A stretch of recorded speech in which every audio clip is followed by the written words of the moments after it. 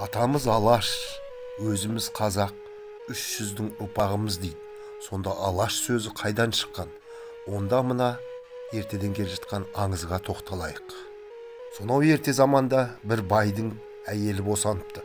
Баланы қараса үсті басы ала екен. Шошып кеткен бай: шақырана кемпірді, көзін құртыңдар, мынау жаман ырым деп баланы кемпірге береді. Кемпір оны көтеріп алып, қайда апарам, қайда көмем деп қорқып, құдайдың қаһарына қалам ғой деп баланы қазанға салып, өзенге ағыз жіберіп, құдайдың өзі шешсін дейді. Балық аулап жүрген бір ақсақал баланы тауып алады. Құдайдың берген несібесі шығар, осы баланы мен алайын, іздеп келсе қайтарып берем, іздемесе менің балам болады деп соны асырайды. Оның атын ертең мазақтайды ғой деп үсті басы ала болғансын Алашым, Алаш деп атаған екен. Қазақ жерін қорғаған Алаш батырдың атағы бүкіл елге жайылады. Сонда бұрынғы әкесі бай өзінің үш бұлын Ағарс, Бекарс, Жанарсты шақырып, "Ей, осы тек сенің ағаларың ғой" деймін, Алаш батыр кезінде жоғалып кетіп еді, барып көмектесіңдер дейді.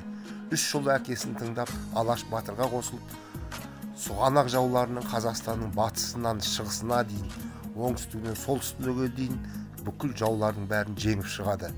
Сонда Алаш батыр: "Мен орталықта қалайын. Сен Ағарс, Жетісу мен оңтүстік шекараға бар. Сен Бекарс, шығыс пен солтүстік шекараны бақыла. Сен Жанарс, батысқа бар, сол жақ шекараны бақыла" деп өстіп 3 ағайындыны 3 жаққа жіберіпті. Осыдан 300 пайда болды дейді.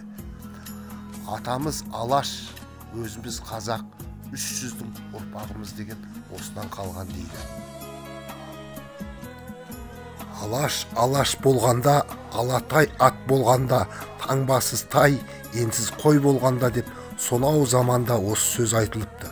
Шынында да Алаш Чор деген кезінде бірнеше ғасыр бұрын осы қазақ жерінде атағы шыққан батырлардың бірі екен. Бұл рас оқиға.